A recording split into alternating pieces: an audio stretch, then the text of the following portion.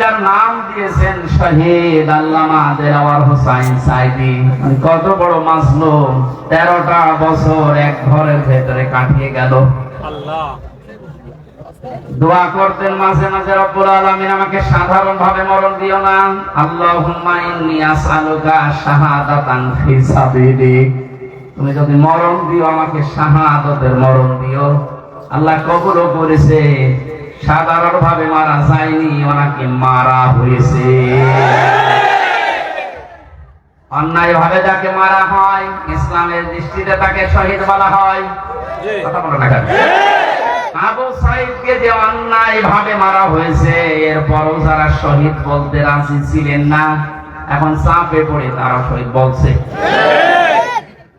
রফিক নামে এক হুজুর নাকি কয়েকদিন আগে ভিডিও ছেড়েছিল যে আবু সাইদ শহীদ না, ওরে জোর করে গতকালকে নাকি ক্ষমা চেয়েছে, আমার ভুল হয়ে গেছে।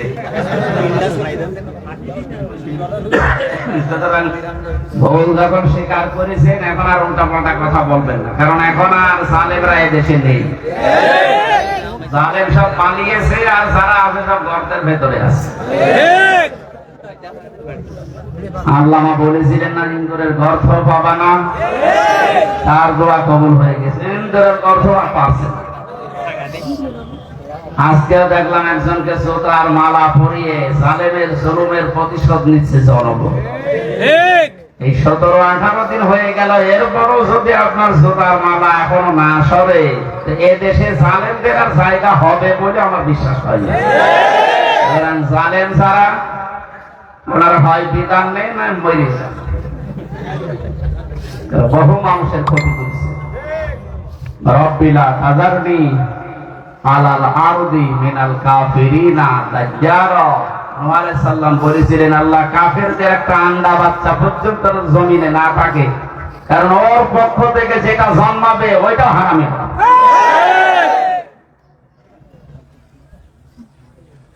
বড় মুসলমানের দোয়া কবুল হয়ে একবারে গিয়ে দিল্লি পড়েছে। আর একটা ছোট হুজুর আমার সাথে ছিল জেলখানায়, রফিকুল ইসলাম মাদানী।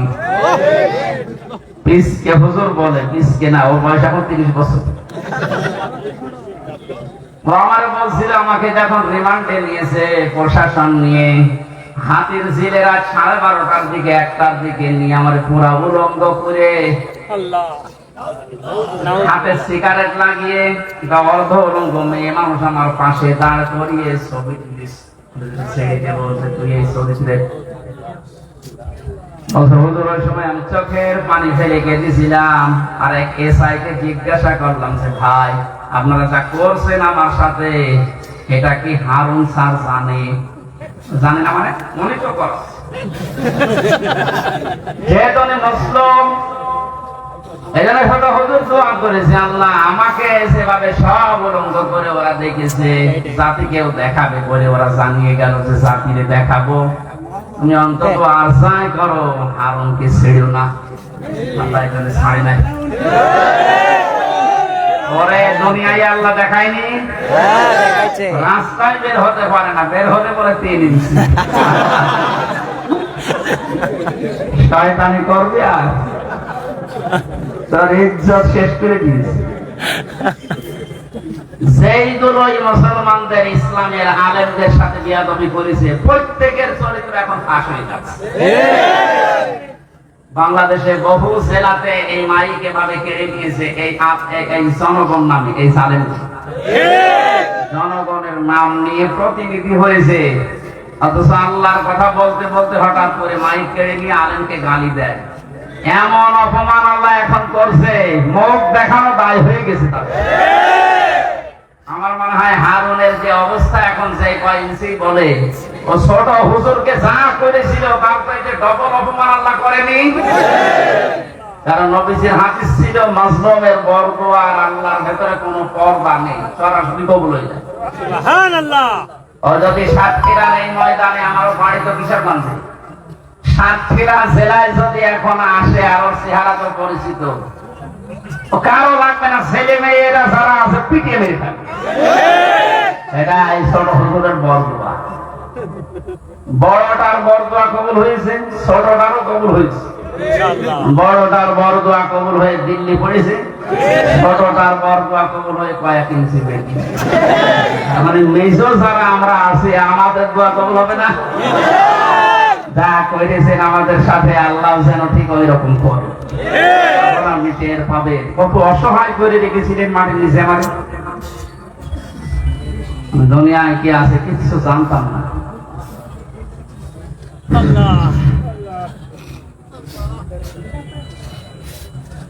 আমার ভাইরা,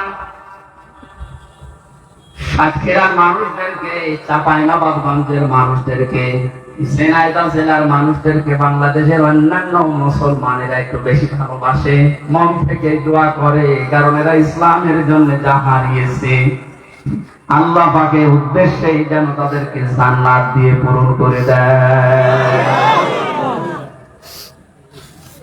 যে আল্লাহ আমাদেরকে কোরআনে কারিমের কিছু কথা শোনার জন্য, আমাদের জাতির পিতা ইব্রাহিম আলাইহিস সালামের জীবনী থেকে হক কথা শোনার জন্য ময়দানে নিয়ে আসলেন। দিনের বেলায় আমাদের কাজ ছিল, সব কাজ বাদ দিয়ে কোরআনের এই ময়দানে যিনি নিয়ে এসেছেন, বলেন আলহামদুলিল্লাহ। দরুদ আর সালাম পড়ছি আমাদের নবী মুহাম্মদ রাসূলুল্লাহ সাল্লাল্লাহু আলাইহি ওয়াসাল্লাম। আমরা তেলাওয়াত করেছি সূরা বাকারার 124 নম্বর আয়াত। তাফসীর আকারে কথা বলবো, দোয়া হবে শহীদদের আত্মার মাগফিরাত কামনা। শহীদদের মাগফিরাত কামনা করার দরকার নেই, কারণ আল্লাহ তাদেরকে নিজে খাওয়াচ্ছে। ওয়ালা তাহসাবান্নাল্লাযীনা কুতিলু ফি সাবিলিল্লাহি আমওয়াতা বাল আহইয়াউন ইনদা রাব্বিহিম ইরযাকুন।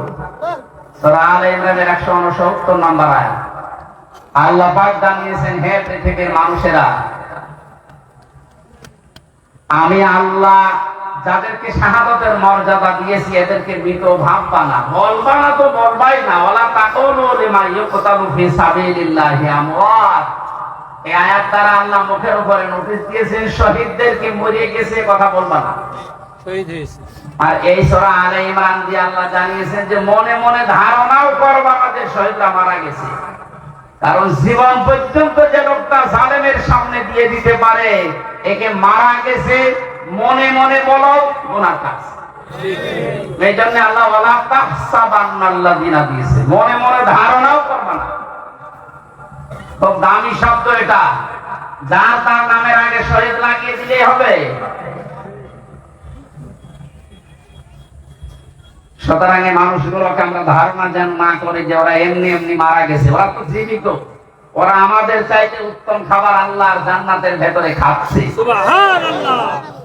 বাল আহইয়াউন ইনদা রাব্বিহিম ইরযাকুন। আল্লাহ বলেন ওরা জীবিত এবং আমি আল্লাহ নিজে ওদেরকে খাওয়াই।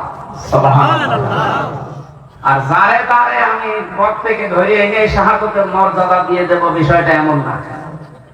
আলিয়ালামাল্লাহুল্লাযীনা আমানু ওয়া ইয়াত্তাখিযা মিনকুম শুহাদা আল্লাহু লা ইউহিব্বুজ জালিমিন।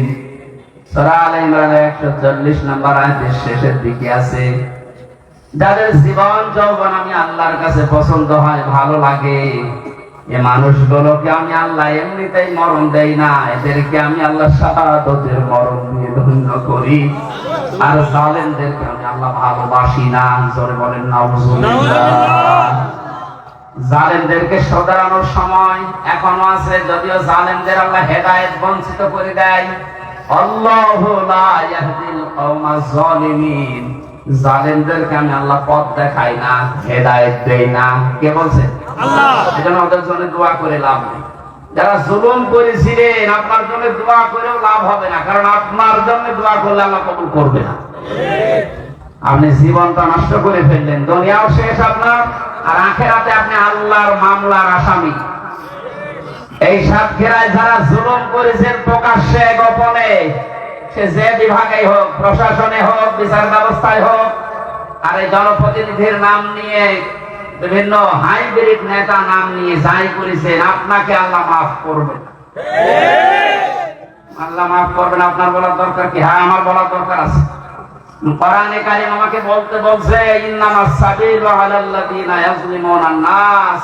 সূরা শূরা 25 নম্বর পারা 6 নম্বর পৃষ্ঠা 13 নম্বর লাইনের 42 নম্বর আয়াতের প্রথম অংশে আছে। আল্লাহ বলেন, হে নবী আপনি বলেন, যে জালেমদের বিরুদ্ধে আমি আল্লাহ মামলা দেব।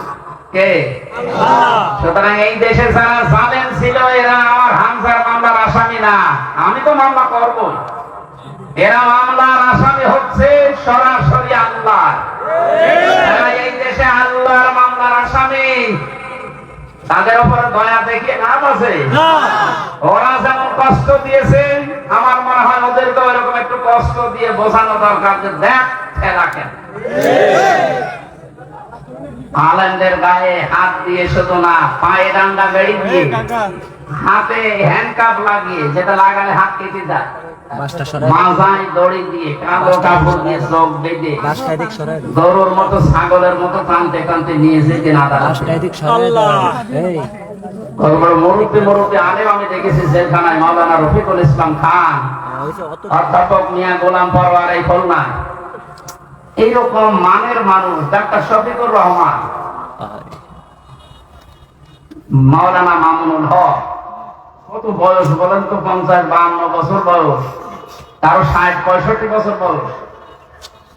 এইরকম মানুষদেরকে, যাদের জোতা টানার যোগ্যতা আপনার নেই, আর আপনি তার মাথায় দড়ি বেঁধে ডান্ডা বেড়ি দিয়ে টানতে টানতে নিয়ে যেতেন ছাগলের মতো। এখন যেমন নিয়ে যাচ্ছে, ডিম মারছে মানুষ, এখন তো টের পাচ্ছেন যে কেমন লাগে।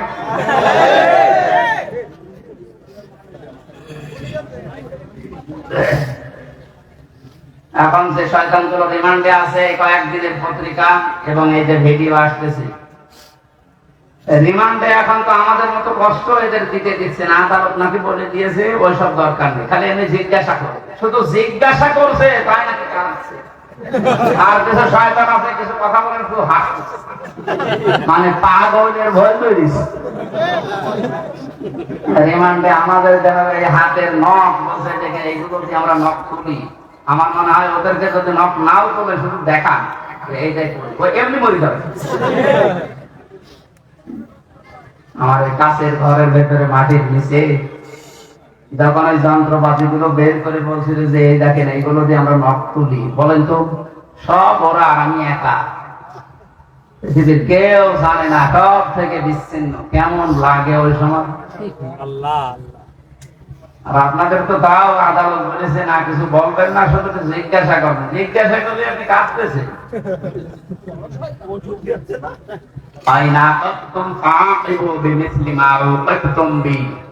প্রতিশোধ নেওয়া জায়েজ আছে অতটুকু যতটুকু আমি অত্যাচারিত হয়েছি। ডাক্তার শফিকুর রহমান এখানে ঘোষণা দিয়েছেন, যাদের কারণে 17 বছর এই দেশের জনগণের বিভিন্ন সাইডে দিক এবং বিভাগে অত্যাচারিত, জুলুম, নির্যাতন, মিথ্যা মামলা, ঘরে থাকতে পারে না, চাকরি বাকরি দেয়নি, এবং মিথ্যা মামলা দিয়ে শুধু শেষ করেনি, মিথ্যা সাক্ষী সাজিয়েছি। মিথ্যা সাক্ষী দিয়ে শেষ করে দিলে হয়তো বা সাজা লাগিয়ে কাউকে ফাঁসি দিয়েছে, কারো যাবজ্জীবন দিয়েছে। এইগুলো তো তারা জীবনও মাফ করবে না, কারণ যে ক্ষতি আপনি তার করে দিলে তার পরিবারের। এখন এই দেখে দেখে সব আইনের আওতায় নিয়ে আপনাদেরও ঠিক এইভাবে বিচার করা হবে, আপনাদের বানানো আইন। কথা বলেন না কেন? যে আইন বানিয়ে রেখে গিয়েছিলেন, এখন আপনি মরবেন ঠিক ওই আইনে। আয়না ঘর আপনি বানিয়েছেন, আয়না মানে চারিদিকে আয়না দেওয়া না, আয়না নেই, ওই জায়গায় এখন আপনাকে 10 দিন রাখি, আপনি দেখেন যে মানবতার সাথে কি ঠাট্টা আপনি করেছিলেন। এরপরও টিভির সামনে এসে সাংবাদিকদের সাথে এসে আপনার বলতে লজ্জা করে না যে কেন জনগণ খেপে যাচ্ছে? আমি তো বুঝতে পারছি না, বুঝতে পারছি না, আপনাকে বোঝাচ্ছি, জোরে কোদাল দিয়ে বোঝাচ্ছি। যা করেছেন আল্লাহ আরশ কেঁপে গেছে। এখানে আমাদের যিনি জাতির পিতা হযরত ইব্রাহিম আলাইহিস সালাম, তাকে আল্লাহ যে পরীক্ষাগুলো করেছিলেন জীবনে, ফিরে ফিরে জাতির যেটা তিনি হননি, 50টা পরীক্ষা দিয়েছিলেন। কয়টা? আল্লাহ পাক আমাদেরকে শোনাচ্ছেন আমরা যেন এরকম বাবার সন্তান হিসাবে গর্ববোধ করি। এদেশে আজও যারা এই কথা বলে, আমার কুষ্টিয়ায় ওই সময় যখন ছিলাম, ওই সময় যিনি এসপি ছিল, ওর নাম নিতে আমার ঘৃণা হয়। এই কোলাঙ্গা আমার নিজের অফিসে ডাক দিয়ে বলছে, হ্যাঁ আপনি জাতির পিতা, ওনাকে মানেন না? ইব্রাহিম আলাইহিস সালামের কথা বলেন। কি গো? আমি বলি এটা কোরআন বলিস? না, ওইটা বলা যাবে না। এই দেশ স্বাধীন করার জন্য জাতির পিতা যা করেছে ওনাকে ভোলা যাবে না, ভোলার দরকার নেই, ওনার কর্মকাণ্ড তুলে ধরে। জাতির পিতা এই শব্দটা আল্লাহ নিজে কোরআনে জানিয়েছেন, মিল্লাতা আবিকুম। শুধু তোর একা না, কোন বহু বছর তোদের সবার জন্য যারা দাবি করে আমি মুসলিম, তাদের জন্য জাতির পিতা হিসাবে ঘোষণা দিলাম একজনের নাম, তার নাম ইব্রাহিম। তার নাম কি? ইব্রাহিম। এমনি এমনি হয়েছিলেন না। এবার আসেন আল্লাহ কি জানাচ্ছেন, ওয়াইদ বাতালা ইব্রাহিম রাব্বুহু বিকালিমাতিন ফাআতাম্মাহুন্না।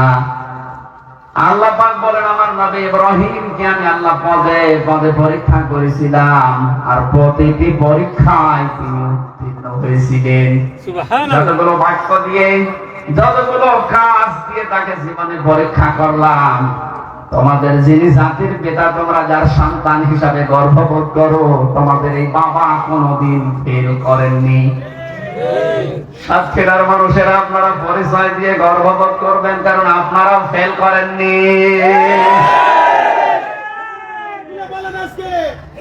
বাংলাদেশের বহু জেলার লোকেরা ফেল করে গেছে, বিশেষ করে গোপালগঞ্জের। ওদের যেগুলো এখন কীর্তিকলাপ বের হচ্ছে, সাতক্ষীরার কোন সন্তান যদি ফার্স্ট ক্লাস ফার্স্ট হয় তার চাকরি হবে না, আর গোপালগঞ্জে বাড়ি হলে আমার মনে হয় 2 পয়েন্ট পেয়েছে, চাকরি পেতে দেরি হয় না। এই যে বৈষম্য, এমনিতে বৈষম্য বিরোধী আন্দোলন ছাত্ররা শুরু করে নাই, সব জায়গায় যখন দেখেছে বৈষম্য, তখন ওরা করবে কি? আহ্বান জানাচ্ছি, যেহেতু রাষ্ট্র সংস্কার এখন চলছে, এই জালেম এবং জালেমদের দোসর যারা, তাদেরকেও এখন সংস্কার করা দরকার।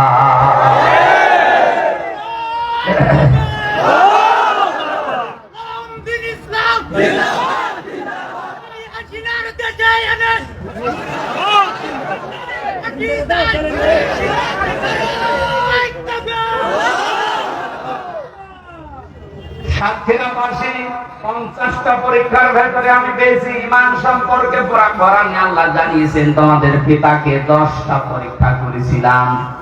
ঈমান সম্পর্কে 10টা পরীক্ষায় তিনি প্রতিটিতে উত্তীর্ণ হয়েছিলেন। তিনি সর্বপ্রথম ঈমান আনার জন্য খুঁজছিলেন যে কাকে বিশ্বাস করা যায়, কাকে বিশ্বাস করা যায়। আকাশের তারকা দেখার পরে মনে করলেন এইটাই আমার খোদা, এইটাই আমার রব। যখন এটা মিটে যায়, লিভে যায়, দূর হয়ে যায়, তখন তিনি বলেছিলেন না, যেটা দূর হয়ে যায়, ডুবে যায়, এটা অস্তমিত হয়ে যায়, ওইটা আমার মালিক হতে পারে না। তিনি খোঁজ করলেন, রাতের বেলা চাঁদ দেখলেন, মনে করলেন এটা একটু বড় আছে, এটা আমার আসল রব। সকালবেলা যখন দেখলেন না, ওইটাও আর নেই, মিলিয়ে গেছে, বললেন না, যেটা ডুবে যায় এইটা আমার মালিক হতে পারে না। কোরআনে কারিমে আল্লাহ সূরা আনআমের ভেতরে এগুলো আমাদেরকে শোনাচ্ছেন শিক্ষা নেওয়ার জন্য। এখানে একটা শিক্ষা বের হবে, ভালো করে তাকান। দ্বিতীয় নম্বরে, সকালবেলা যখন সূর্য দিগন্তে দেখলেন যে পূর্ব দিগন্তে সূর্য উঠেছে, আস্তে আস্তে যখন বড় হতে লাগে, তখন রোদ যখন হয়, তখন বললেন এইটা আমার রব হবে, এইটাই আমার খোদা হবে। সন্ধ্যাবেলা যখন ওইটা পশ্চিম আকাশে মিলিয়ে যায়, বললেন না, যেটা অস্তমিত হয়, ডুবে যায়, ওইটা আমার মালিক হতে পারে না। জাতিকে তিনি জানালেন, ইন্নী ওয়াজ্জাহাতু ওয়াজহিয়া লিল্লাযী ফাতারাস সামাওয়াতি ওয়াল আরদা হানিফাও ওয়া মা আনা মিনাল মুশরিকিন। কোরআনের 79 নম্বর আয়াত। হযরত ইব্রাহিম নবী জাতিকে ডাক দিয়ে বললেন, হে আমার জাতির লোকেরা, এতদিন পর্যন্ত যাদেরকে খোঁজ করে পেয়েছিলাম, একটাও স্থায়ী না, সব অস্থায়ী, সব অস্তমিত হয়ে গেছে, ডুবে গেছে। আমি আমার এই চেহারাকে ধরিয়ে দিলাম ওই আল্লাহর দিকে, যিনি আসমান আর জমিনের উদ্ভাবক, যিনি বানিয়েছেন এটা হানিফা। আমি একনিষ্ঠ ভাবে ঘুরলাম আল্লাহর দিকে। আমানা মিনাল মুশরিকিন, আর আমি মুশরিকদের অন্তর্ভুক্ত না। আমাদের জাতির পিতা তিনি শিরক থেকে মুক্ত হয়ে ঘোষণা দিলেন যে আমি মুশরিক না। অথচ এই দেশে কত অবৈধ সন্তানেরা বিভিন্ন মুশরিকদেরকে খুশি করার জন্য জাতিকে প্রকাশ্য শিরক করিয়েছে, মুশরিক বানিয়েছে। বিভিন্ন স্কুল কলেজে আমি দেখেছি, ভিডিও দেখেছিলাম, একটা মূর্তি সামনে নিয়ে, ছবি সামনে নিয়ে ছেলে মেয়েরা যে মাথা নিচু করে সম্মান জানাচ্ছে। অথচ আল্লাহর নবী জানিয়েছেন লা ইয়াদখুলুল জান্নাতা লা তাদখুলুল মালাইকা বাইতান ফিহি কালবুন আও তাসবির। ওই ঘরের ভেতরে রহমতের ফেরেশতা প্রবেশ করে না যেখানে মানুষের ফটো থাকে আর কুকুর থাকে। অথচ প্রত্যেকটা অফিস, আদালত, বাড়ি, দোকানঘাট সব জায়গায় এই শিরকটা চালু করার জন্য উঠে পড়ে লেগেছিল। আল্লাহ এমন ভাবে বিদায় দিয়েছে জিল্লতির সাথে। আজকে আসার সময় দেখলাম বাবার মুখ দেখা যাচ্ছে না। আমাদের পিতা যদি শিরক থেকে মুক্ত হওয়ার জন্য ঘোষণা দিতে পারে, অসাক্ষীরাবাসী জীবনে আজকে ঘোষণা দেবেন আর যাই করি আমি শিরক করব না। জীবন চলে যাক, নবীজি জানিয়েছেন আমার উম্মতেরা তোমাকে যদি জবাই করা হয়, আগুনের ভেতরে পুড়িয়ে ফেলা হয়, এরপরও কোনদিন শিরক করবা না। কি এখানে কি সাপ? সাপ ধরে এখানে ফেলে দেয়, সাপট আছে যা তারা ধরতে পারে।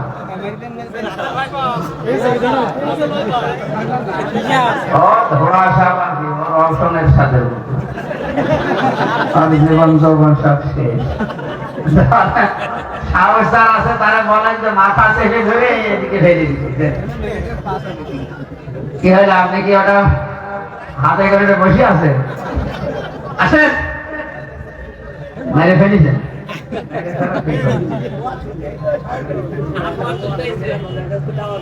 আমার ভাইরা, ইব্রাহিম আলাইহিস সালাম তিনি অনুসন্ধান করে খোঁজ করে পেয়েছিলেন কাকে?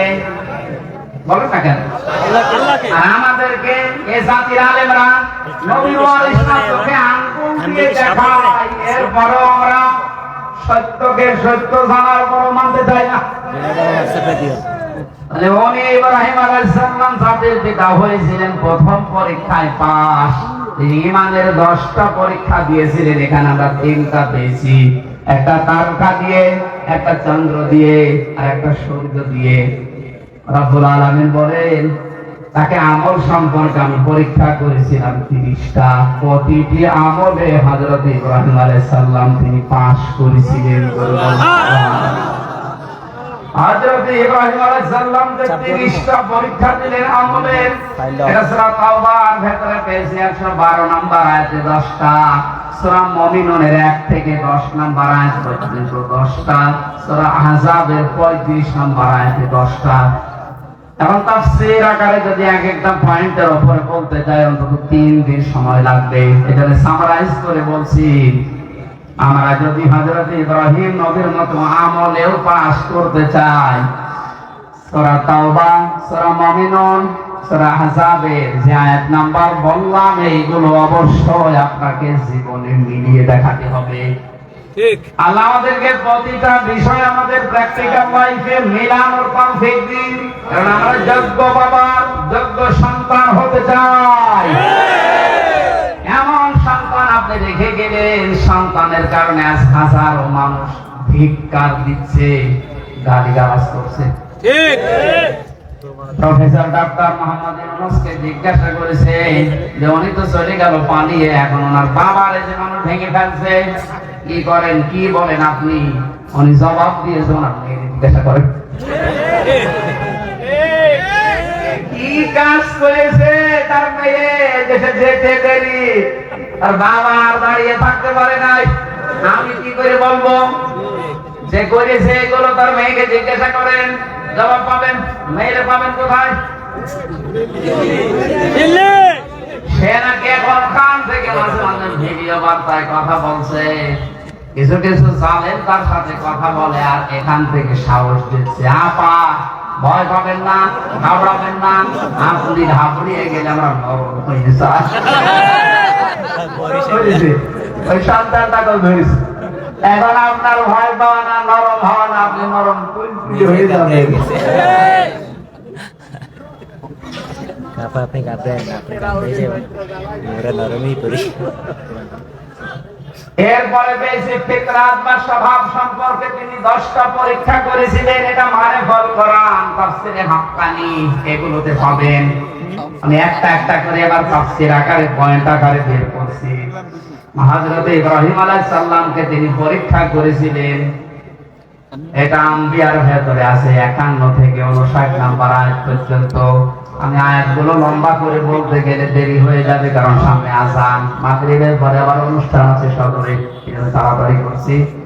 মোবাইলে তুলে নিতে পারেন, রেকর্ড হচ্ছে, কালকে এগুলো মিলাবেন। আমি 1 ঘন্টায় আর কি বলবো, যা তথ্য দিচ্ছে এগুলো মিলিয়ে যদি জীবন চালাতে পারে, আপনি যোগ্য বাবার যোগ্য সন্তান হিসাবে মাথা উঁচু করে দাঁড়াতে পারবেন। জীবন চলে যাক, আপনি মারা যান, আর যাই হোক না কেন জীবনে যেন কোনোদিন শিরিক করবেন না। মা বোনদের ভেতরে এটা অনেক বেশি। আল্লাহ যেটা পারে ওইটা অন্য কেউ পারে, এই কথা বিশ্বাস করার নাম হচ্ছে শিরিক। এক কথায় উত্তর দিয়ে দিলাম, আল্লাহ যেটা পারে ওইটা অন্য কেউ পারে, এই কথা বিশ্বাস করার নাম কি? আপনার আমল, নামাজ, রোজা একটু কম হোক, আল্লাহ মাফ করবে, কিন্তু শিরিক করলে কোনো মাফ নেই। কথা বুঝতেছে? আপনারা 5 ওয়াক্তের জায়গায় 15 ওয়াক্ত নামাজ পড়া লাগবে না, সারা দিন আপনারা সারা রাত রোজা রেখে কাটানো লাগবে না, এরকম না। আপনি আমল একটু কম হোক, কিন্তু শিরক যেন না। ঠিক। এই জন্য উনি ঘোষণাই দিয়েছিলেন, ওমা আনা মিনাল মুশরিকিন, আমি মুশরিক না, আর যাই হোক আমি কি না। আর এমন একটা জায়গায় আমরা পৌঁছে যাচ্ছিলাম যে আমরা বলতে বাধ্য হচ্ছিলাম যে আমি দাদা। কথা বলেন না কেন? একটা মারাত্মক অপরাধ থেকে আল্লাহ আমাদেরকে বাঁচিয়ে দিয়েছেন। কিয়ামতের ময়দানে সবচেয়ে বড় কঠোর আযাব দেবেন আল্লাহ মুশরিকদেরকে। ফাকাদিবনা ইলা মা আমিলু মিন আমালিন ফাজআলনাহু হাবাআম মানসুরা।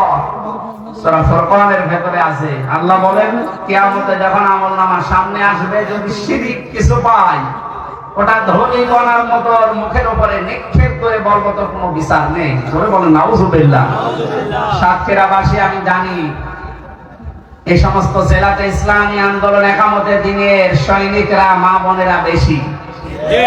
আপনাদের আর যাই হোক শিরক করবেন না।